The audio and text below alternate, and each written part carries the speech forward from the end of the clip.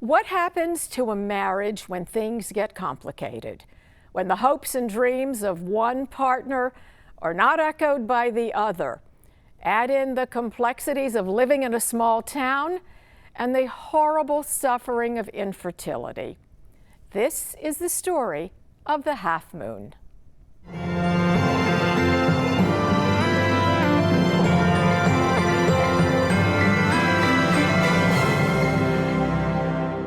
Welcome to Between the Covers. I'm Ann Bocock. Mary Beth Keane is the New York Times best-selling author of Ask Again, Yes. And she has done it again with a new novel about family dynamics. It's written with insight and such thoughtfulness that make you care about the characters and make you empathize with the struggles they're going through. The book is The Half Moon. Mary Beth Keane, welcome to Between the Covers. Thank you for having me. It's an honor to be here. I'm going to start with the background of the story. Malcolm and Jess Gephardt. She's an attorney. He is the owner of the local pub. I'd like to go back just a little bit to how they met, who they are as an individual before they became this couple. And we won't spoil any of the read. So if you would take it from there. Well, I'm a notorious plot spoiler, but basically they grew up in a small town, and Jess is a little bit younger than Malcolm, and so they didn't encounter each other in high school. She's sort of on to bigger and brighter things, and he's kind of a local guy, a local star, handsome, gregarious, everybody loves him, and he works in the local bar that everyone loves.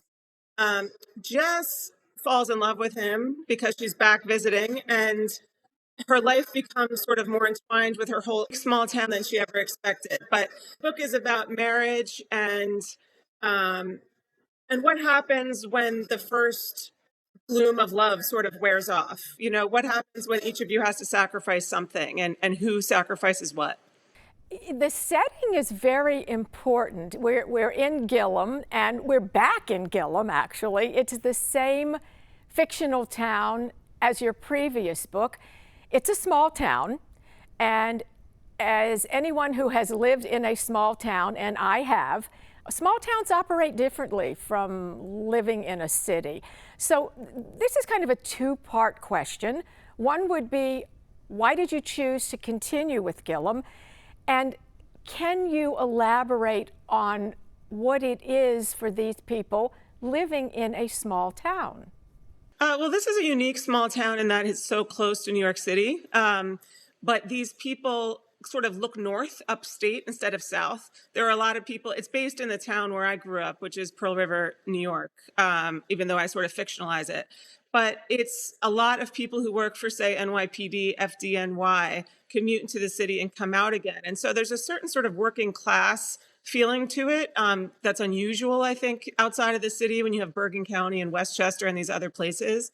The book I think of as in some ways as a cousin to Ask Again, Yes. I felt like there was something about the town and the types of people who live there that I didn't explore fully in Ask Again, Yes. And that story the main character was so internal and so closed off. I think I really craved writing someone who was the opposite of that. And where Peter was so shy and so reserved, Malcolm is so outgoing and so gregarious. And I think sort of as a challenge to myself, I wanted to set a book over the course of a week. This is my fourth book, and they've all taken place over like 45 years. And I wanted to write a different sort of person, you know, who's not necessarily self-reflective, who's not what people might call deep, you know, but you still have those feelings. And he has ambitions and desires just like everyone else. And part of it was COVID. I wrote this book during COVID, and I wanted to put a person like that alone in his house and see how he does when he actually can't go anywhere. The book is bookended by two snowstorms that sort of lock the town in place. And for me, those snowstorms sort of served as a COVID equivalent, if that makes any sense. Actually, it made perfect sense. And I love that you call it a cousin to the book that preceded it. At the heart of the book is the local bar, and it's the Half Moon, which is also the name of the book. Malcolm has worked there his whole life. Now he is owning the bar. And it's not just a bar. You read this book, the bar is community for this place. It's a crucial element to the story. You know the bar business. Your family was in the bar business, correct? Yes. Yeah, my dad is one of 11 siblings, and all but I think two of them or three of them were in the bar business when they came. They emigrated from Ireland to the Bronx to New York, and worked in bars first, then opened them. And so it was something I've been sort of tuned into my whole life. You know, will a bar succeed or fail? So much of it has to do with things you can't control at all. You know, what makes one place popular and one place sort of dead? The minute an owner sort of focuses on trying to make a place cooler or more desirable, it's like you're dead in the water. People feel that desperation. And so, it's a really unique business, sort of like writing novels. And I just wanted to sort of delve in deeper and use what I know. Being a bartender is like being a rock star, in some ways. You have to be charming and charismatic and always on, and that's exhausting. So does anyone in your family think they see themselves in this book? Oh yes, everybody. It's very funny. I interviewed a couple of my cousins, and I've asked a lot of questions, and then there's two in particular who think this is about them. So I said, his main characteristics are that he's handsome and he's charming. Are you handsome and charming? And they're both like, well, yes, of course I am. So it's been fun. But I think in some places that without knowing it, I might have hit closer to the bone than I even realized, which is one of those creepy things that writers do sometimes. But it's not based on anyone. It's just a setting. I like to write about work a lot and what people do for a living. So. You also have an out because you can just say it's fiction. Mary Beth, you are so good at character development. You are a master of that. And for instance, when you're talking about Malcolm, I know who Malcolm is. We all know who this guy is. He's the guy that's great with strangers. He entertains the bar crowd. At home, not so much. He can't have those deep conversations. What kind of characters most interest you in developing? I think I'm always drawn to characters who are not terribly articulate. They haven't about their own feelings. They haven't been to therapy. They were maybe raised in a certain way to sort of tamp things down and not say aloud, this hurt me or that hurt me, but those hurts come out in different ways. And Malcolm is just another example of that. When it comes to character development, if I might say, I had a professor once who said that you don't need to have a character accomplish things or do dramatic things. You just need to have them want something. And it doesn't matter what the thing is. If you describe them wanting something, then people will identify with that want, and see themselves in it, no matter what the specifics of that story is. And I thought it was such a good piece of advice. Was there a particular impetus to this storyline? What made you want to write this story? And it's a deep story. A couple of things. I'm not so sure people will understand the connection, but first I wanted, like I said, to write a book that takes place over the course of a week. That was the challenge to myself after writing these unwieldy, multi-generational novels. But also, I'm a mother in a community. I'm on the sidelines of baseball fields and soccer fields, and I'm hearing people all the time, gossip about other people and how interested they are in their lives and I'm not above a piece of gossip myself. I'm human. But it fascinated me, and still does, how much people imagine they know about other people's lives. That people are so willing to draw conclusions based on so little information. And it says more about them, of course, than it does about the people they're talking about. And I think the story began as me wondering what the gossip would be like in this town. Jess cheated on her husband. That's not a plot spoiler. We learned that on like page 2 that they've separated. But I think when we have more information, you'd be surprised where your sympathies might change and shift. And that was sort of the point. You think you know everything about these two, but you don't. You don't know what it's like for them at home. And that's true for everyone we're talking about. Mary Beth, this is a story about a marriage falling apart. And I'm not giving it away. As you said on page 2, we're into that. Human nature is to judge. And my takeaway from the read is that the story is more of an exploration of the depth of this relationship, not one where you're picking teams, not one of blame. Am I close? Right. That was the whole point. I didn't want there to be any victims or villains. I wanted there to be two people who came at this union honestly with hope and all good things. And then what happens? Life gets in the way, and some couples decide to work through it, some don't, and you'd have to read to decide what they figure out. But life, when you begin a relationship, everything is ahead of you. It's all forward momentum. What happens when things don't turn out exactly the way you plan? Specifically what happens, especially if you're a couple like Jess and Malcolm, who quite literally only have enough money for one dream. Is it going to be his dream, or is it going to be her dream? And why?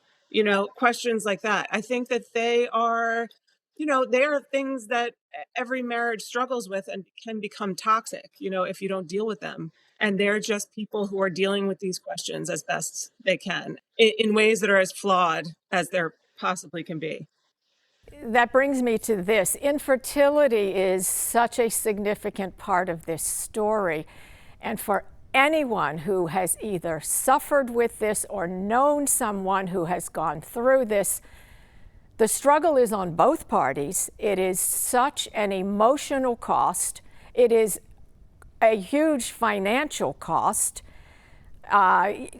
There is no particular book that tells you, okay, this is where you stop. Talk about this, if you would. Well, there is no stopping. I mean, I didn't experience anything like Jess does in the book, but I have friends, I have sisters, I have so many cousins, and women talk. And I think I had my kids pretty young. I don't think I realized how much other women were going through. You glimpse something, you think and then you find out what other people are going through. And it's a multiple of 20 compared to what you went through. And I have wondered, where would it's another one of those things where you think how you would react, but you don't know until you're in the situation. Where would you draw the line if every doctor you see has another plan, another solution?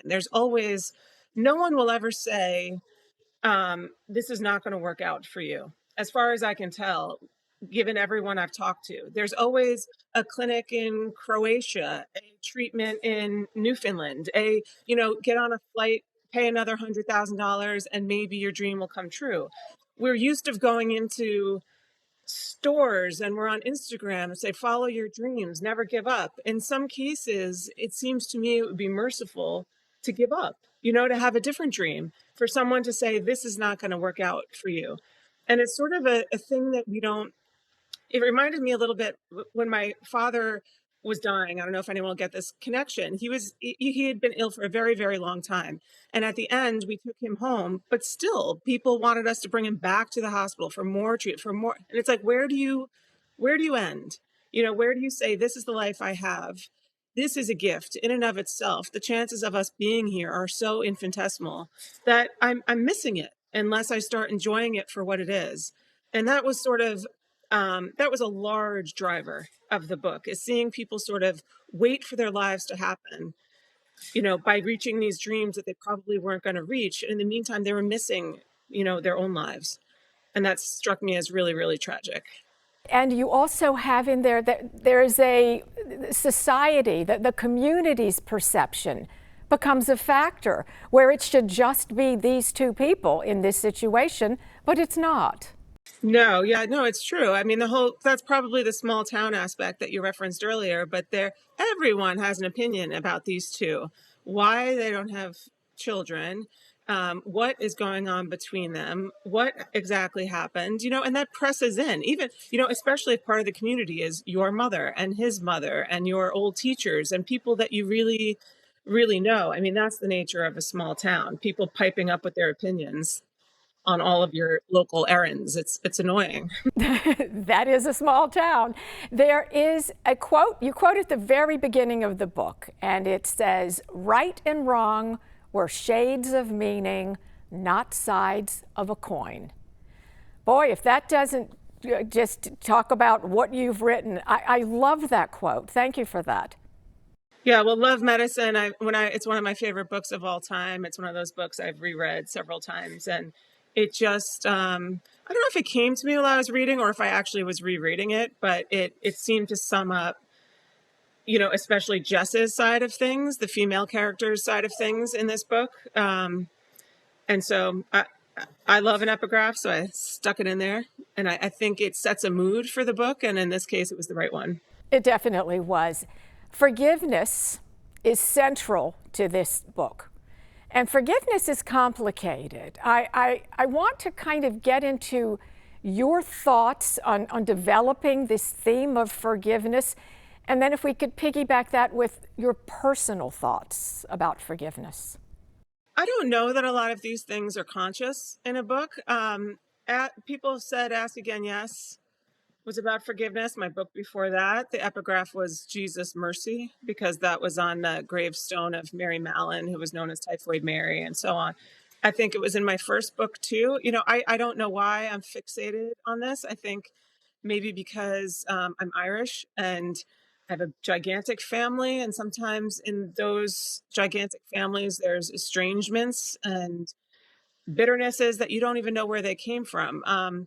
And so I don't know what I can speak to.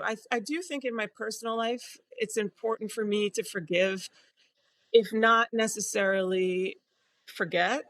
I guess the expression is, right, forgive and forget. I think you forgive, but I think I personally hold a little memory of what happened, um, whatever the thing is that I'm having to forgive.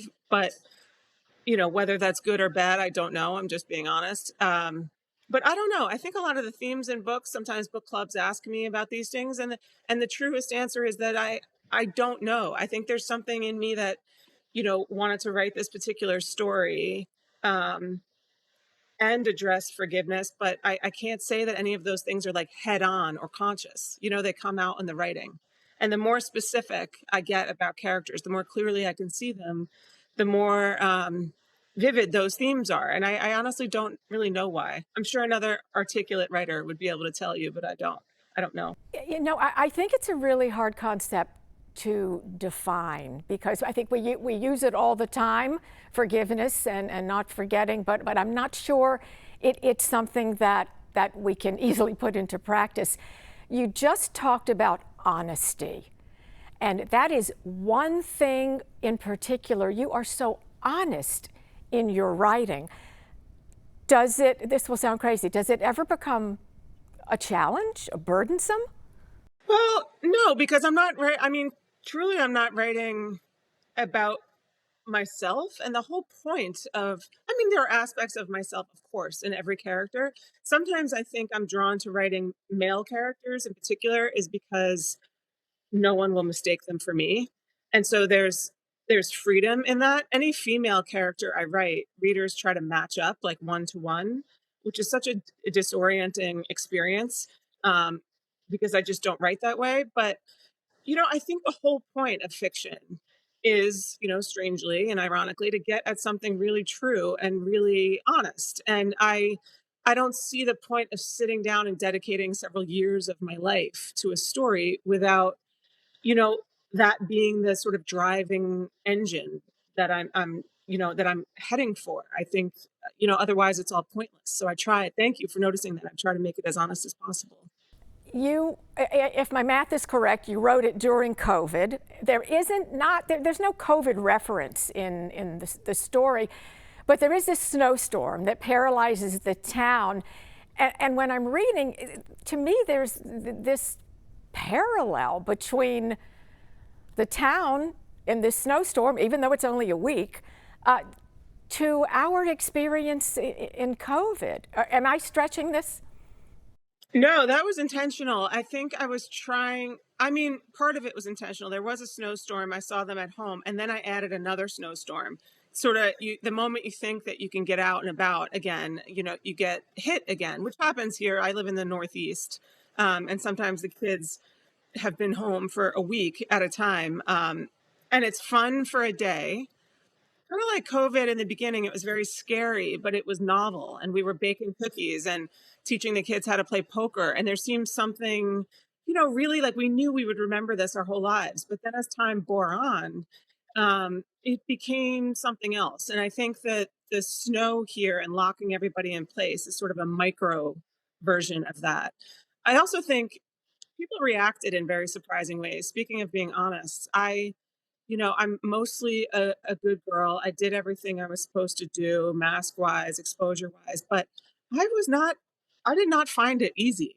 I didn't, I found myself after a couple of months, especially when the weather got nice, I would drive around my town with a camp chair in the back and see if my friends were outside, and if I had, maybe a little tumbler of high noon or something or a little cocktail, I'd make a personal amount. And I'd say, "Oh, you're outside breaking leaves. I'll set up my camp chair here. You set up down there. It's safe." But I really, really missed that kind of social interaction. My mom hates when I say this, but because she says everyone will think I'm a barfly, which I'm not. But I really missed going to a local, like popping in and seeing your old friend, your eighth grade boyfriend, your cousin. And, I live in this sort of town where that's kind of the central place. And to see all of those places shuttered and everybody at home wondering what everybody else is doing, I found that much harder than I think I would have if someone had told me it was going to happen. Because I think I'm a writer. I'm alone all the time. It's no big deal. But this was strange. This was another added layer to being home alone all the time. Your previous book, Ask Again, Yes, quickly became a New York Times bestseller, and deservedly so. It's a wonderful book. So knowing that, what's the outside pressure like when you know you have the next book coming out? And is there also pressure that you put on yourself? Yes, there's both. I mean, I'm lucky enough that I've been with the same publisher now for 3 books, and I know them, they know me. But yeah, this one was different because I knew that no one was ever waiting for one of my books. I could write them or not write them, no one cared, including Ask Again, Yes. I don't think anyone realized that it would be the book that it was, least of all me. I never would have given it such a difficult title if I had the faintest notion that it would take off like it did. Um, but then all of a sudden, people were waiting for it. It was a different experience, I'll say that. My next book, I think I'd like to be completely done with it before anyone reads it, an editor, an agent, no one. I think I'd like to go back to the way I did things for the first 3 books. But it was also, I was very grateful for the opportunity to write The Half Moon and have it be sort of a sure thing. That was a huge relief that I knew it would come out. I didn't have to worry about writing a book and spending all of those years and then potentially not selling it. That's the first time that I didn't have that worry sort of hanging over my head. So while I had other new worries, I also got rid of some old worries. And so I guess this is just growing up.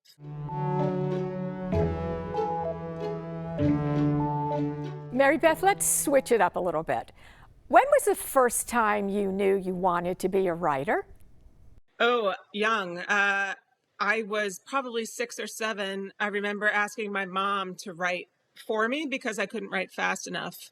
I also had imaginary friends that would do really dramatic things. Like one, I think, committed suicide. I mean, that's a very weird thing Yeah. for a small child to imagine. Um, so I knew I wanted to make up stories and sort of make worlds and people in them from when I was very young. But I didn't know that I'd be able to make a career out of it until I was much, much older. I almost hate to ask after you were talking about being 6 years old and having a character that committed suicide. What are the books that you gravitated to as a child? So one of the best things about my upbringing was my parents, to be honest, they weren't readers. I've never seen either of my parents read a book, which is why sometimes I laugh. People approach me how I'm trying to model this behavior. You're trying to make your kid a reader. I think kids are going to be what they're going to be. But my mom would drop us off at the library and let us sort of have free reign because she knew it was safe. She knew that's a place where no bad things would happen to us. And no one was telling me what to read. I didn't know about the canon. I didn't know about, what I should like and shouldn't like. So I just sort of picked at random. I never paid that much attention to the titles or the author name, which is sort of funny now. There were certain books, of course, that stood out. I read all the Nancy Drews, Babysitters Clubs, Sweet Valley Twins, Sweet Valley High. But then Anne of Green Gables was like a big, big moment for me. I must have read that book 100 times. Anne of Avonlea, you know, all the other ones. There was a book called Caddy Woodlawn. I probably read that 50 times. It's a little more problematic now when I look back, but I loved it. You know, an independent girl sort of living out in a free way. I thought this is the best story I've ever read. So my reading life was pretty varied and pretty random. And when I got to college, there were people who sort of assumed everyone else in the room had read the same stuff, and I had never read the same stuff. And that I ended up being a blessing in some ways because I could kind of form my own opinion about things without knowing what I should think. The new book is The Half Moon. Mary Beth Keane, I want to thank you so much. Thanks. I'm Ann Bocock. Please join me on the next Between the Covers.